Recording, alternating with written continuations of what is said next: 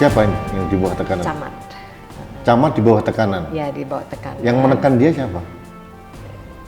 Saya nggak tahu ya. Dia Atasannya ada mention, dia atau orang lain? Ya, dia mention satu nama sih. Bukan atasan dia? Atasan camat kan bupati, Saya nggak ada tahu. gubernur, Iya. atau mungkin ada kelompok yang lain, swasta gitu? Mungkin Pak Camatnya boleh ditanya. Ah. Ya. Yang membuat saya agak bingung ini terjadi di Indonesia, dan kenapa polisi kok bisa responsif pada saat sekarang ini Polri sedang disorot oleh masyarakat. Ada yang aneh sebenarnya. Saya akan mendukung Mbak Kim untuk lapor ke Propam sebetulnya, karena ini menurut saya tidak wajar. Belum diperiksa langsung tersangka. Ini bukan pembunuh loh seperti Sambo dan kawan-kawan. Ini bukan narkoba, bukan judi, dan ini kasusnya debatable.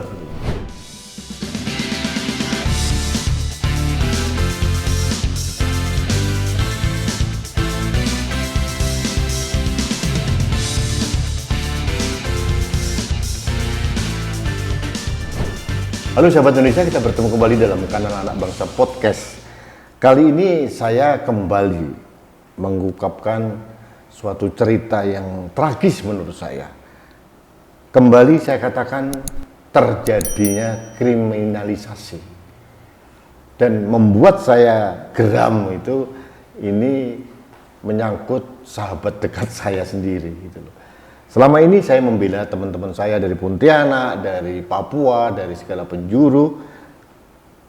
Ternyata sahabat saya terkena kasus dalam tanda kutip kriminalisasi.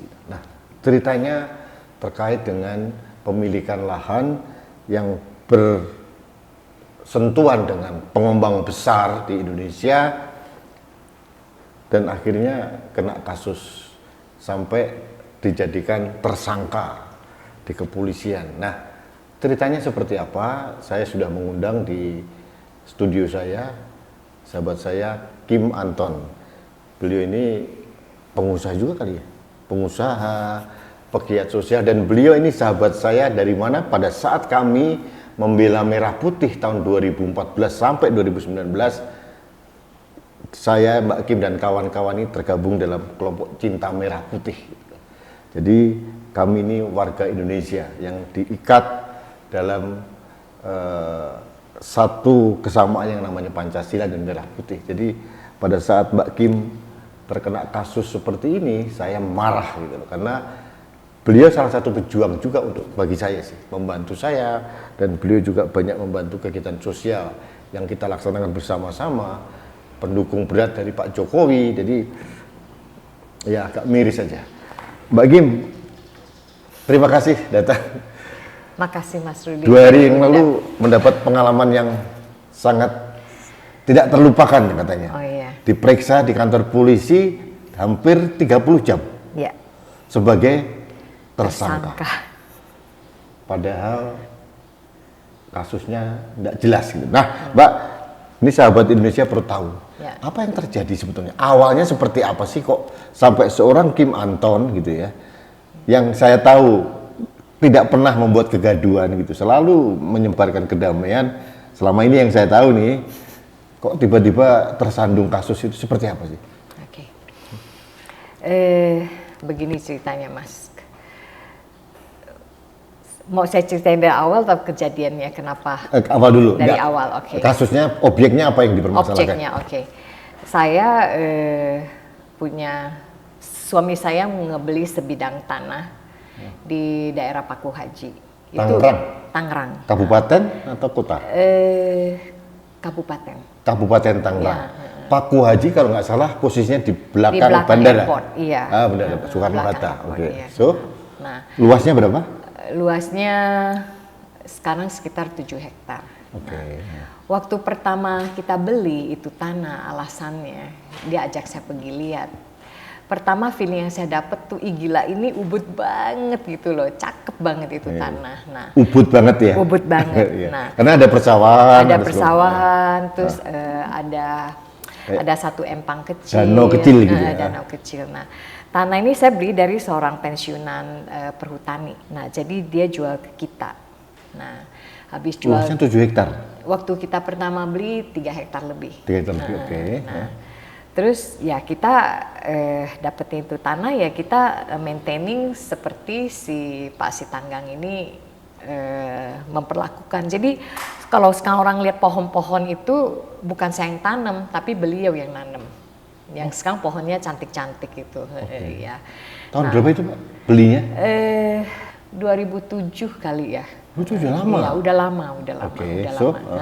Nah, jadi kita memakai spot itu sebagai hiburan kita, teman-teman keluarga, saudara, teman-teman. Nah, anak saya ya ada yang suka memancing, teman-teman. Saya klarifikasi, di tanah itu ada sawah, ada empang gitu ya.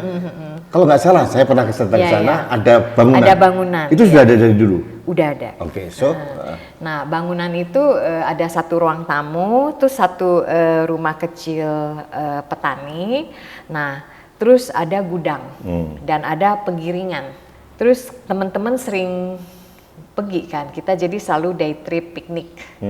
Pokoknya kalau udah piknik ke situ bawa makanan banyak, hampar tidur-tiduran, baca musik, ngobrol. Beberapa keluarga itu sering sekali kita lakukan. Nah, sampai COVID. Nah, COVID anak saya yang paling kecil ini itu paling sering main di sana. Sekarang dia udah umur 21. Nah, Pepita? Bukan, John. Kakaknya Pepita? Adiknya Pepi. Adiknya Pepita, oke. John. Nah, sahabat Indonesia, putrinya Mbak Kim Anton ini namanya Pepita Salim. Ya. Ini salah satu sopranis ya? Ya, sopran. Ya. Penyanyi sopran dan sekarang ini mewakili Indonesia akan mengadakan konser dalam rangka G20 di Candi Borobudur. Ya. Luar biasa nih, wakil negara. Oke, so terus? Nah, terus saking seringnya kita pergi, and then ada temen nyelutuk, coba yuk buka untuk umum, orang kondisi COVID sekarang tuh butuh outdoor, ya kan? Terbuka, gitu. You share lah sama orang gitu. Saya bilang, ini mana ada yang mau datang gitu di kampung? Enggak, nyatanya kita sering datang. Ya oke, kita coba. Nah, Desember 20, nah akhirnya saya mulai rapiin. Waktu deket Natal 20 kita udah mulai coba ngajak temen yang belum pernah kesini nih gitu loh. Pada yang belum pernah ke situ seneng gitu. Malah ada satu teman saya yang paling nggak suka outdoor, dia mau balik. Nah itu kan udah tes kalau itu tuh bisa dijual. Nah akhirnya kita buka untuk umum. Di 2021. Restoran atau apa namanya? Padi-padi picnic ground kita namain. Padi-padi picnic ground. Lapangan piknik. Jadi kita tuh ya seperti halnya yang udah kita lakukan puluhan tahun, belasan tahun itu, iya. Jadi kita cuma datang bawa tikar, lesehan, kadang-kadang buka meja, nah makan di situ, males-malesan di situ. Hanya itu aja gitu. Jadi saya menentukan beberapa spot aja. Ada yang saya taruh bangku, ada yang saya kayak pakai meja, ada yang saya cuma pakai bench. Tidak ada penambahan bangunan baru? Enggak ada. Sahabat Indonesia, mohon maaf nih Mbak Gin, saya promosi juga nih. Karena apa? Karena tanggal 17 Agustus tahun 2022 saya diundang Mbak Kim dan suaminya Mas Anton untuk datang ke sana bersama dengan komunitas Merah Putih kita. Kita merayakan kemerdekaan ada di sana. Tempatnya memang luar biasa. Jujur saya jatuh hati. Bener kata Mbak Kim, seperti Ubud. Bener-bener alam, ada empang, ada sawah menghampar begitu, ada bangunannya cuma satu kecil gitu. Yang paling bagus itu ada hamparan rumput itu. Dan banyak juga keluarga-keluarga ke sana ya. Dan dipakai untuk private kalau nggak salah foto-foto. Private. Nah kalau istilahnya fotografer saya juga baru tahu. Terus terang saya tuh tidak tahu kalau tanah saya secantik ini sampai orang umum datang dan ada satu keluarga fotografer. Terus dia post di Instagram dan kita lihat cantik sekali. Sampai teman saya pada bilang, kok kita nggak pernah foto gituan ya Kim? Ya mana kita tahu, kita nggak pernah main drone ya kan, bukan fotografer profesional. Jadi kita datang cuma leye-leye doang, nggak pernah bikin foto begitu. Singkat cerita itu tahun 2020 akhir. Ya, akhirnya 2021 saya buka untuk umum. Oke, padi-padi itu.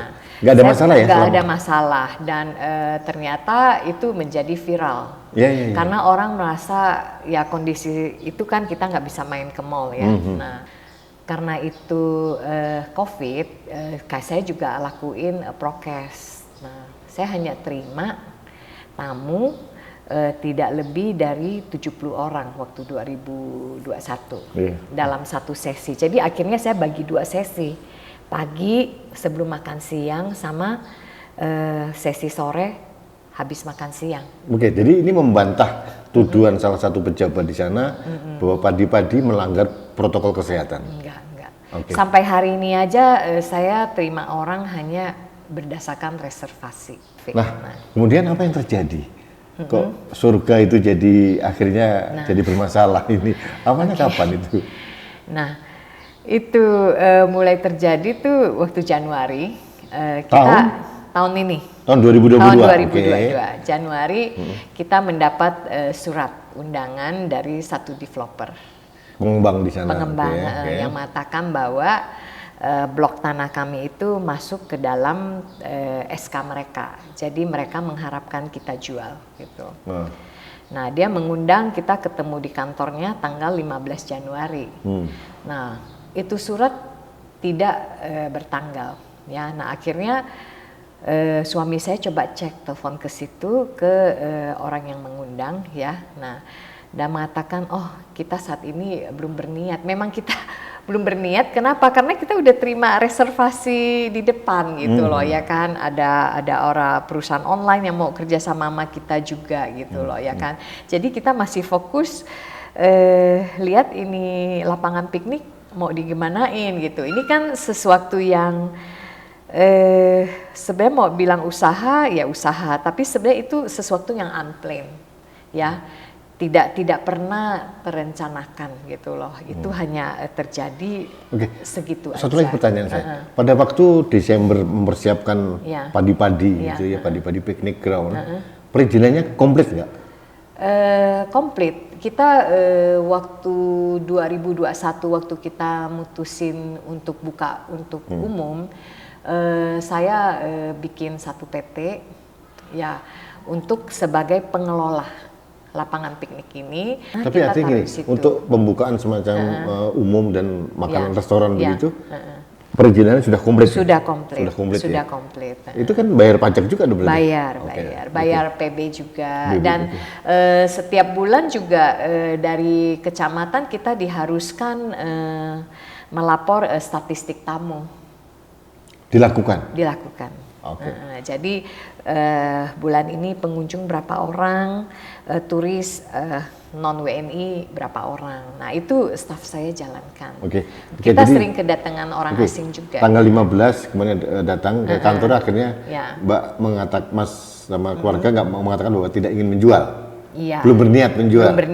So apa yang terjadi? Terus 31 Januari ada Pak Camat datang sama beberapa satpolnya, sekelompok lah. Camat Paku Haji ya.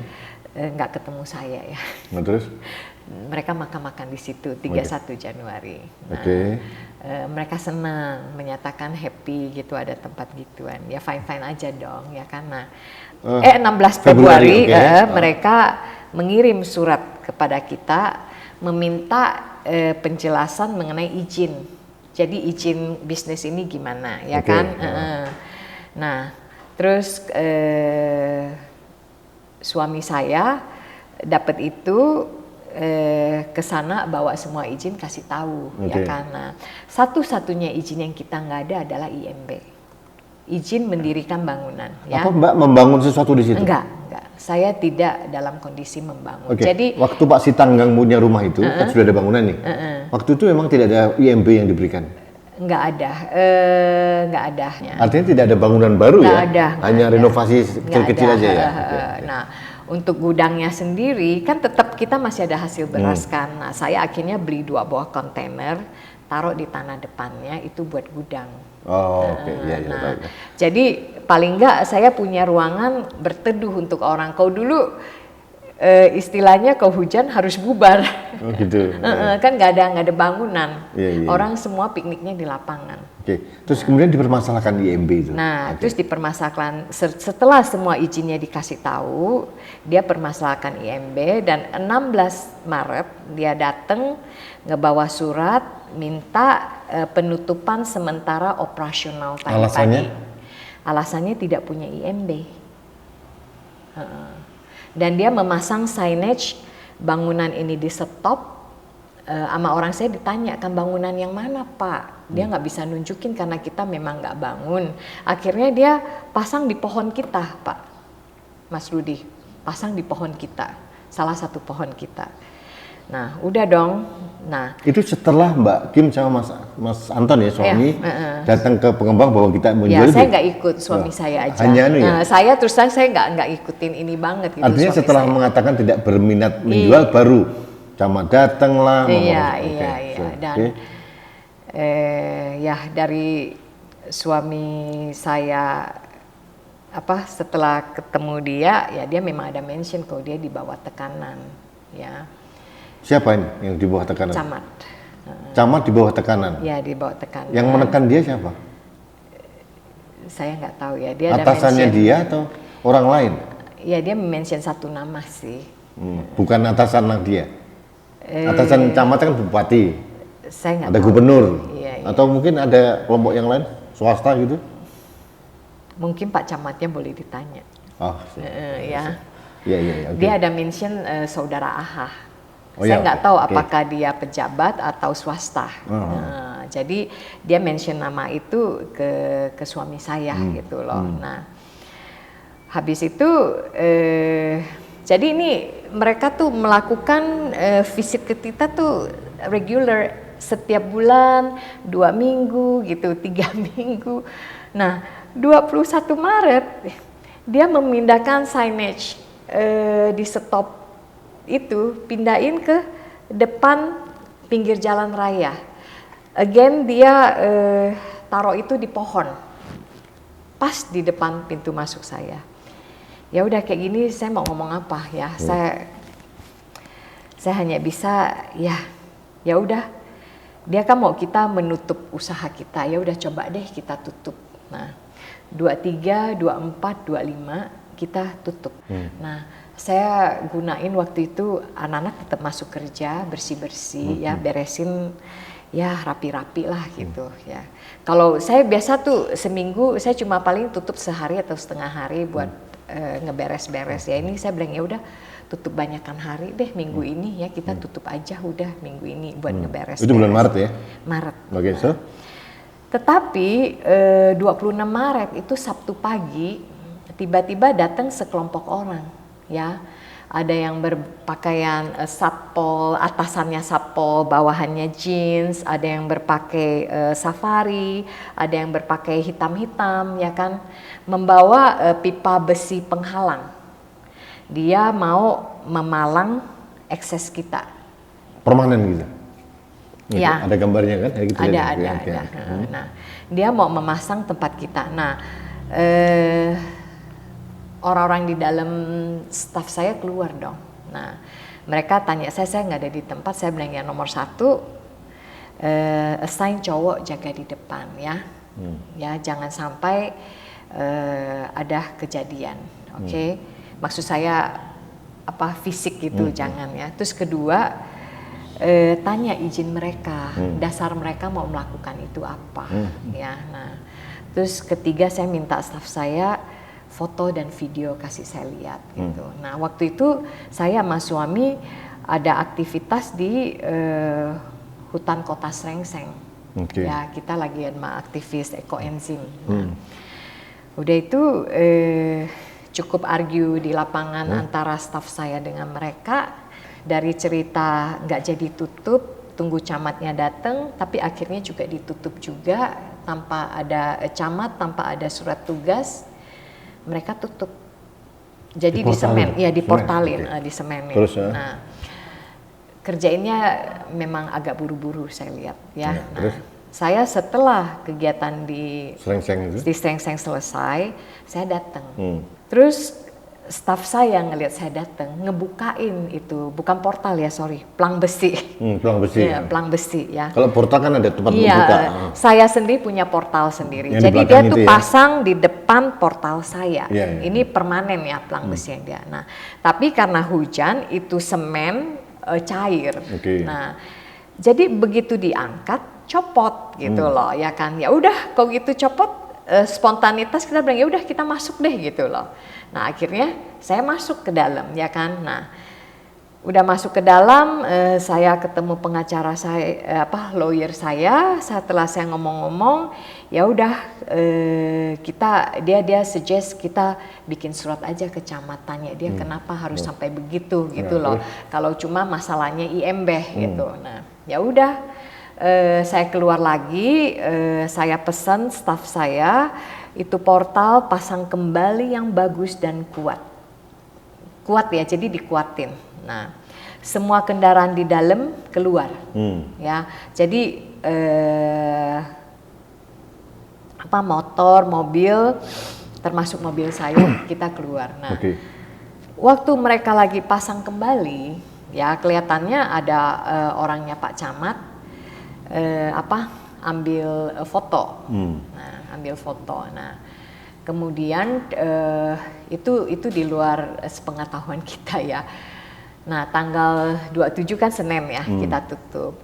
28 kita juga masih tutup. Nah, 28 itu Senin, penasehat hukum saya akhirnya bikin satu surat ke camat. Bilangnya kita minta saya nyampain lagi semua izin saya secara tertulis. Kan seolah-olah saya tuh masih nggak punya izin kan, padahal suami saya tuh udah nyampain face to face ke camatnya gitu loh, ya kan. Kenapa dia masih melakukan ini kepada kita? Nah, akhirnya kita bikin secara surat. Nah, plus juga menanyakan alasan pemasangan pelang ini buat apa gitu loh, alasannya apa gitu. Nah, ini surat saya ada, tanda terimanya semua ada gitu loh. Nah, udah gitu 28 diterima, 29 pagi begitu orang yang jaga sawah saya bangun, dia kesenengan ngelihat portalnya udah nggak ada. Bukan portal, pelang besinya udah nggak ada. Oh, dicabut? Dicabut. Oleh? Nah, oleh siapa? Nah, waktu 26 begitu pelang besinya dipasang, saya tuh langsung kontak supplier CCTV saya, pasang CCTV untuk ngejaga itu pelang besi. Nah, kita bukalah rekamannya. Nah, saya lihat itu ada sekelompok orang mengangkat itu pelang besi di jam 2.12. Tanggal? 29 Maret. Ada ya dokumentasinya? Ada. Nah, ya pikiran saya pikir ya udah damailah udah sekarang sama camat ya kan. Saya nyuratin camat lagi. Di bulan April tanggal 4 April saya menyampaikan surat terima kasih kepada camat. Saya pikir udah dong case close dong, udah clear ya kan. Saya pikir dia juga udah melaksanakan tugas dia ya kan, dan saya juga udah patuh gitu ya kan. Nah, tahu-tahu tanggal 8 April salah satu pegawai saya, supervisor saya mendapat surat undangan klarifikasi dari Polres Tangerang. Nah, terus katanya ada laporan Pak Jamaluddin, Kasatpol PP Kecamatan Paku Haji dengan surat kuasa dari Camat Paku Haji Pak Asnawi ya, Pak Asnawi. Nah, mengenai pengerusakan pelang besi yang mereka pasang gitu loh. Nah, 20 April saya setelah konsultasi dan penasehat hukum saya menyampaikan surat permohonan perlindungan hukum kepada DPR Kota Tangerang dan Bupati Tangerang ke Pak Zaki. Itu di 20 April. Ya kan? Maksud saya ini saya yang dikerjain kok jadi saya yang dilaporin ke polisi. Saya harus ke siapa ya kan? Akhirnya ya udah kata penasihat kita ke atasannya aja sama ke DPR gitu, karena hak saya sebagai warga tuh di mana, ya Oke. kan? Itu tanah saya atas nama saya bersertifikat gitu, tuh saya SHM ya? datang SHM. SHM. Oke. Dan saya datang, saya nggak bisa masuk gitu, dan saya masuk dibilang saya melanggar gitu, ya oke. kan? Nah, kemudian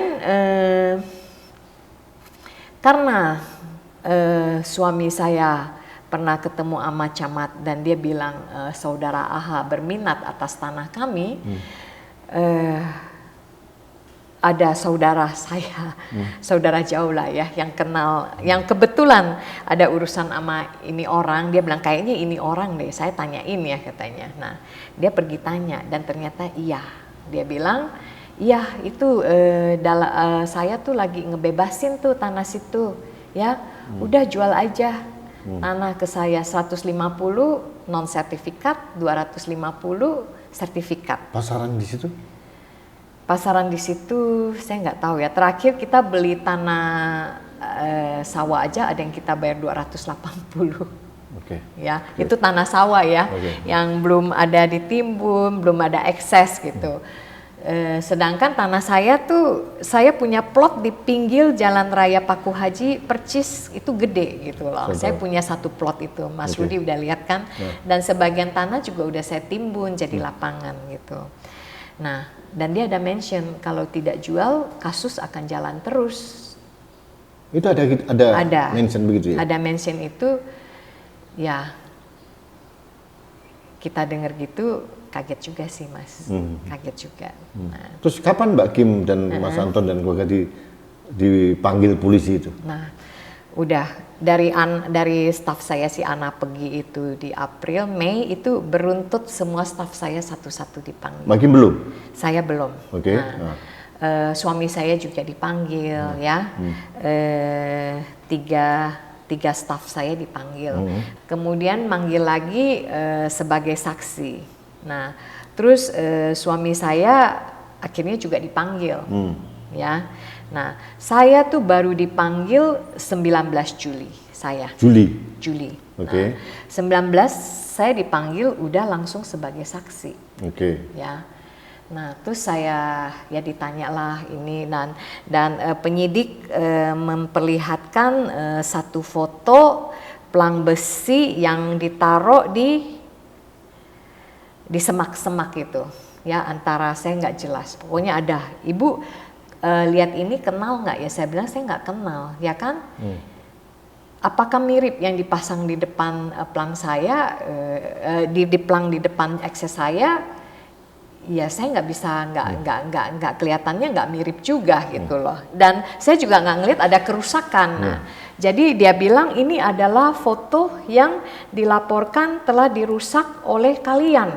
Oke. Ya. Itu menurut Polsek ya? Menurut penyidik. Polresta ya? Penyidik namanya Pak Divi. Nah, ya ibu tahu ini. Saya bilang enggak. Memang saya nggak ngelihat, nggak ada kemiripan. Oke. Nah, udah itu saya tanya penyidik, Bapak pernah lihat nggak nih barang rusaknya separah apa? Tidak. Ya udah. Akhirnya waktu diperiksa saya bilang, saya minta ditulis. Anda dan saya tidak pernah ngelihat barang ini. Itu benar, saya nggak pernah lihat, dia nggak pernah lihat gitu loh. Dan waktu saya tanya staf saya, yuk ditunjukin, setelah saya periksa saya pulang. Saya tanya dong, kalian ditunjukin gambar yang begitu nggak? Iya Bu, tapi nggak begitu jelas. Saya bilang iya juga gitu. Ada kemiripan, tapi apakah exactly the same? Kita nggak tahu gitu loh, nggak bisa identify gitu, ya kan? Nah, di bulan Agustus dia ada manggil saya lagi. Tapi waktu itu saya di Amerika. Akhirnya saya minta, bilang saya ada lapor kalau saya nggak bisa hadir. Saya menghadiri graduation anak saya, ya. Nah, waktu saya balik ke Jakarta itu udah tanggal 10 malam ya, 11. Nah, saya tanya penasihat hukum saya, belum ada panggilan kan, belum tahu penjawaban kembali. Tahu-tahu saya 23 Agustus saya udah terima surat sebagai tersangka dan kita semua, bukan saya aja. Ada suami saya, 3 staf saya, Terus Satu orang petani? Satu Oke. orang petani. Tadi total berapa? Kenapa? Totalnya berapa? Jadi total 6. Oh, bukan 9? Bukan. Oke. Nah, Mbak, terus ada jadi 2 petani. akhirnya jadikan tersangka. Kemudian dipanggil. Kapan dipanggil itu ya? Dipanggilnya dia minta kita datangnya, kita terima suratnya tunggu aku Tanggal lihat 29 kalau nggak salah. itu saya minta pengunduran. Tadinya tuh saya dipanggilnya Kamis. Ya. Ya kan begitu saya lihat kasusnya 7 orang jadi tersangka, ya saya kaget lah. Nah itu saya baru mulai cari pengacara. Akhirnya ada LBH yang Cakra Perjuangan yang bantu saya. Artinya Mbak ini pada panggilan pertama minta ditunda. Panggilan kedua. Panggilan pertama minta ditunda, kemudian Panggilan sebagai tersangka langsung pertama. Yang waktu panggilan saksi kedua, saya kan nggak ada di sini. Itu yang saya lapor ya, tunggu saya pulang. Belum sempat janji untuk panggilan kedua ketemu. langsung dinaikkan jadi tersangka. Langsung dinaikin jadi tersangka. Oke, singkat cerita kemarin tanggal 29 Ya kita Agustus semua berenam diperiksa. Dari kita datang dari jam 9, 10 lah kita masuk ke dalam, 9 kita masih di luar. Nah di luar karena ketemu pengacara itu kan. Nah saya sendiri diperiksa dari jam 1 setelah makan siang sampai jam 10:20 malam. Oke. Nah, waktu saya selesai diperiksa, jadi mereka dari pagi jam 10, Pak Divi tuh baru periksa petaninya, Pak Agus. Pak Agus ini tuh belum pernah di BAP sebelumnya, jadi dia udah datang pertama dengan status tersangka. Ya. Oke. Jadi belum pernah ada gelar perkara ya? Saya nggak tahu ya gelar perkara di mereka gitu ya, saya nggak jelas. Nah yang jelas Pak Agus ini tuh belum pernah diperiksa sama sekali. Nah jadi Pak Divi tuh langsung dia bilang saya mau periksa Agus dulu gitu. Nah dia periksa Agus tuh dari jam 10 pagi. Akhirnya itu sampai berapa jam totalnya? Terus terang, waktu saya udah ke mobil tidur jam 4 itu masih saya punya orang dapur namanya Andi itu masih belum beres. Diperiksa 4 pagi? Iya. Oke. Jadi mereka waktu Mbak Kim sama suami selesai diperiksa tidak boleh pulang? Nggak boleh. Oke. Sebenarnya waktu udah setelah jam 6 saya punya penasihat hukum ada tanya, ini kan you periksa 2 orang belum selesai, ini masih ada 4 orang. Waktunya masih memungkinkan nggak? Kalau nggak apa 3 orang ini pulang istirahat besok datang. Nah terus kata Pak Divi, saya tanya atasan saya ya. Nah terus dia bilang nggak boleh kata atasan saya.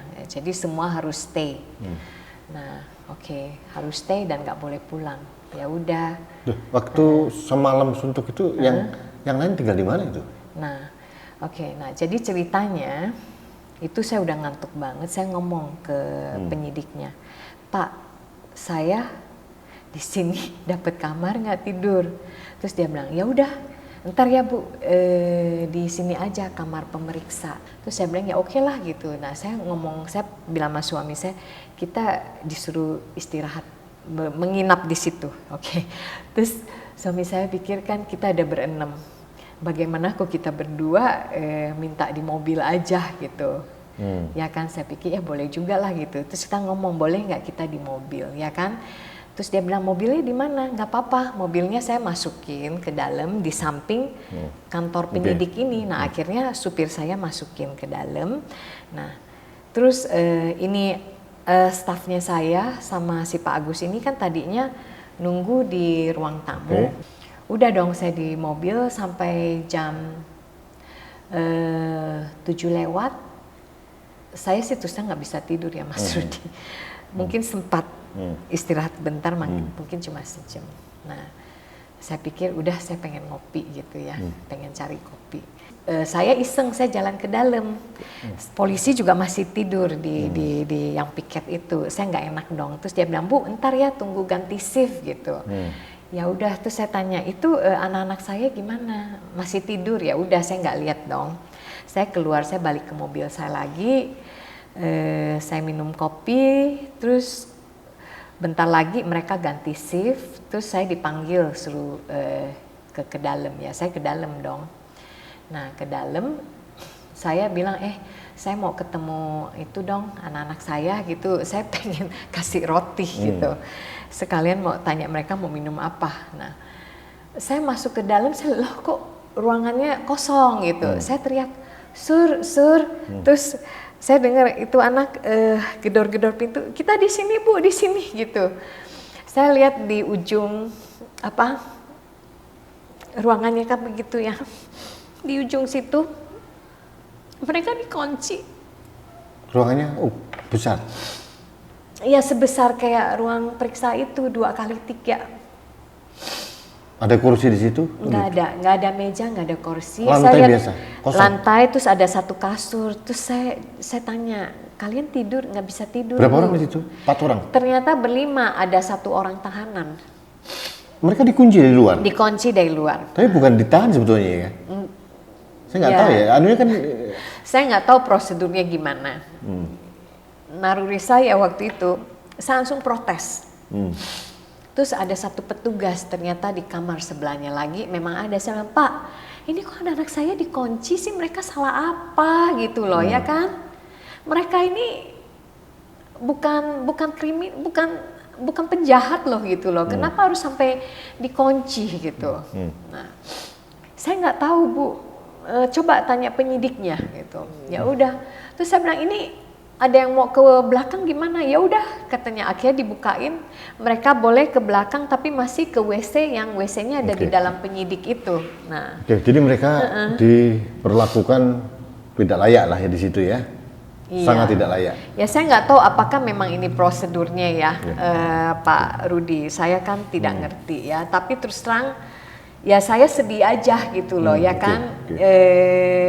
Gimana dalam ruangan 2x3 berlima bisa ini sih bisa lebah gitu ya. Nggak usah sampai singkat tidur. Cerita akhirnya Mbak diboleh pulang ya. Nah akhirnya saya masih belum boleh pulang. Jadi dia bilang dia akan gelar kasus jam 1. Habis itu baru ada decision kita boleh pulang atau enggak. Ya udah kita nunggu. Tapi puji Tuhan sebelum jam 12 dia kasih tahu udah boleh pulang gitu. Kita boleh pulang tapi tunggu dia beresin surat. Nah, waktu beresin suratnya ternyata kita tuh masih statusnya tersangka. Jadi kita masih wajib lapor setiap hari Selasa. Nah, itu yang terjadi sekarang ya? Iya, itu yang terjadi. Mbak Kim, ini menarik ya. Jadi sekarang giliran saya menanggapi ini. Sahabat Indonesia, ini suatu keanehan menurut saya sih. Ada upaya kriminalisasi terkait dengan penolakan penjualan tanah. Ini sudah dikonfirmasi sama camat ya, karena menjadi by order. Yang membuat saya agak bingung ini terjadi di Indonesia, dan kenapa polisi kok bisa responsif pada saat sekarang ini Polri sedang disorot oleh masyarakat. Saya salah satu orang yang membantu Polri untuk menaikkan citra Polri. Saya membantu Kapolda, saya membantu segala macam, membantu Polri, tapi yang di bawah memperlakukan orang seperti ini. Nah, ada yang aneh sebenarnya. Saya akan mendukung Mbak Kim untuk lapor ke Propam sebenarnya, karena ini menurut saya tidak wajar. Belum diperiksa langsung tersangka gitu. Ini bukan pembunuh loh seperti Sambo dan kawan-kawan. Ini bukan narkoba, bukan judi. Dan ini kasusnya debatable. IMB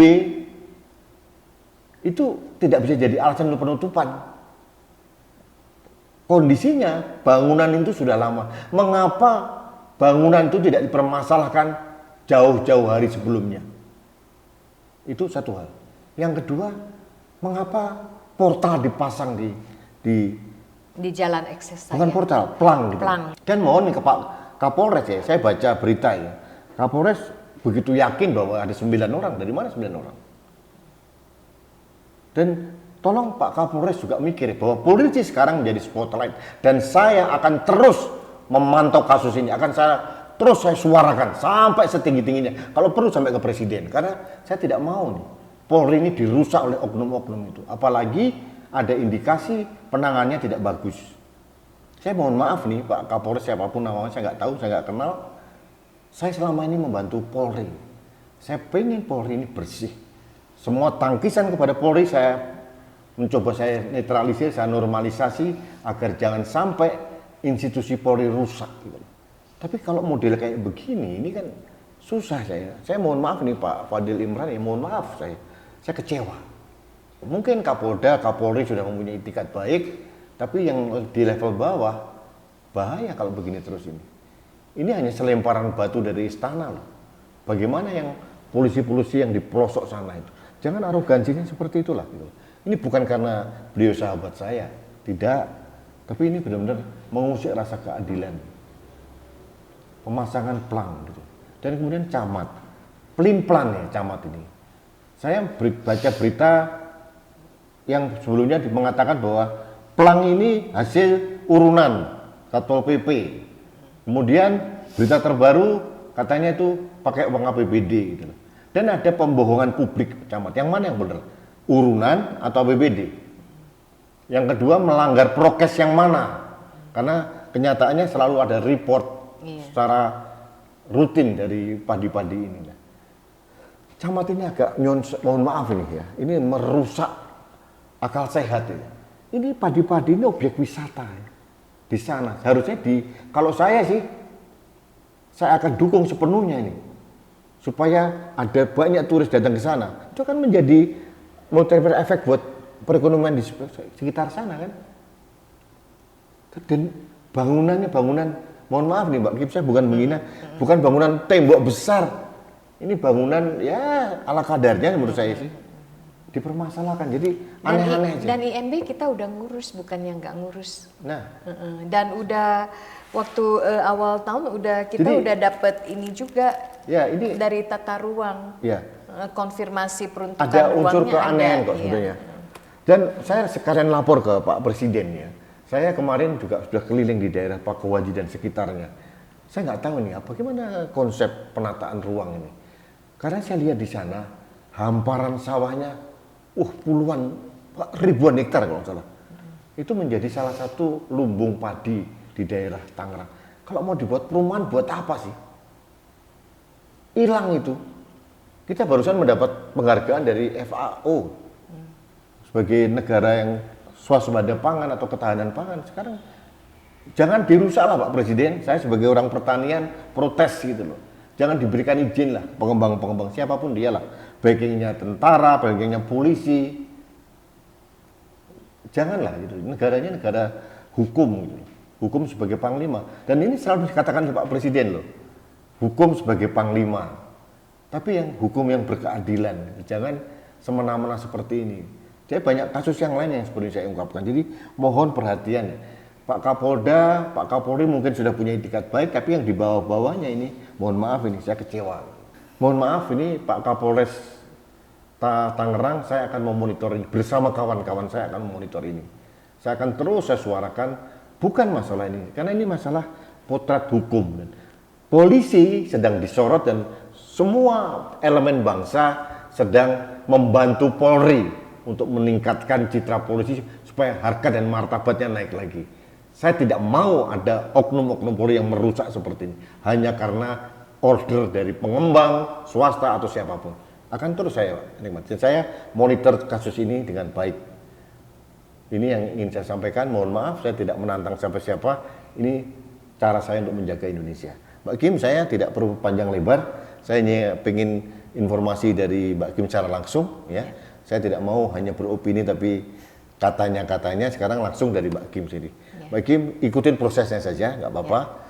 Ya. Kami akan membantu, teman-teman yang lain juga akan terus membantu Mbak Kim ya, untuk menyuarakan, dan ini keadilan ini harus ditegakkan. Dan ini mencederai niat baik Presiden. Jujur saja, Presiden sudah susah payah bicara supaya Polri itu profesional. Kapolri juga sudah begitu. Polri harus presisi dan sebagainya. Saya yakin menurut saya, bukan saya ingin, malah justru kita ingin menyelamatkan polisi, menyelamatkan institusi Polri, itu menurut saya. Ya. Jangan sampai kita... Saya sampai hari ini saya masih percaya sistem. Ya. Saya masih percaya pemerintah, dan saya harap ya walaupun ada gunjang-ganjing di Polri, saya rasa itu hanya oknum. Yeah. Saya percaya masih banyak polisi yang benar. Yeah. Dan saya tahu di saat dia periksa, ada yang polisi juga sedih sama saya sampai dia geleng kepala. Ada itu. Iya, iya. Ya, baik, yang kita ingin kita lawan itu bukan orang per orang sebetulnya. Artinya adalah satu kelompok-kelompok tertentu yang bisa mencederai polisi, gitu ya. Saya percaya juga masih banyak polisi baik, gitu loh. Tapi kita tidak boleh membiarkan oknum-oknum polisi yang berpotensi merusak Polri. Polri, kita membutuhkan Polri loh, Mbak. Kita membutuhkan polisi, sangat gitu loh. Jadi jangan sampai polisi ini di tangan yang salah, gitu. Kasus Verdi Sambo harusnya menjadi pelajaran buat semua lah. Jadi ini menurut momentum yang terbaik buat polisi untuk bersih-bersih semuanya. Jadi mohon kepada siapapun, di level manapun, Kapolda, kemudian di Polres, tolonglah ikuti arahan Kapolri, bagaimana kita membersihkan polisi. Dan kami rakyat ini sangat mencintai Polri, gitu loh. Dan membantu Polri untuk menjadi institusi yang dipercaya oleh rakyat lagi. Karena itu kan, gimana lah, kita membutuhkan polisi. Gitu. Jadi ada yang bilang 60 tahun kita lebih baik mempunyai polisi yang jelek daripada semalam saja kita nggak punya polisi. Negara bisa bubar, bisa chaos gitu loh. Tapi artinya itu tidak menutup upaya kita untuk memperbaiki dan memberikan masukan kepada polisi. Saya kira itu Mbak Kim. Terima kasih ya, kita tunggu, sabar, kuat, tabah, ikutin saja prosesnya. Saya akan mendukung dengan doa. Dengan suara saya mungkin nggak tahu mungkin didengar atau tidak. Mudah-mudahan Presiden mendengar, gitu, Kapolri mendengar, gitu ya. Karena saya percaya, saya kenal beberapa pejabat Polri, mereka tuh luar biasa baik, gitu. Masih baik-baik juga. Mereka juga mungkin kecewa dengan kasus yang menerima Mbak Kim. Ya kondisi ini terus terang saya hanya bisa berseramai di atas. Saya percaya kebenaran tetap kebenaran. Ya, dan Tuhan tidak pernah tidur. Ya, dan saya mohon doa. Siap. Ya, doa itu adalah kekuatan buat kekuatan yang paling hebat, Mbak. Mbak Kim, terima kasih. Ya, sama-sama Mas Rudi. Sehat, salam untuk keluarga semuanya. Salam untuk Pevita Salim. Terima kasih.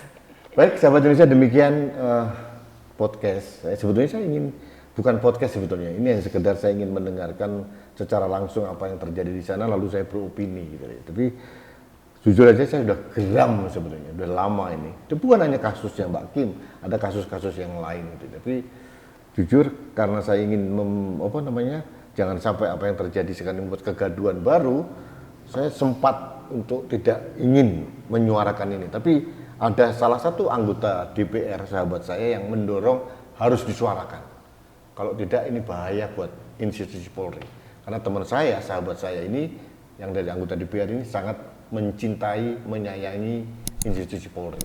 Ini sebagai salah satu jalan masukan kepada polisi untuk memperbaiki diri. Itu yang paling penting.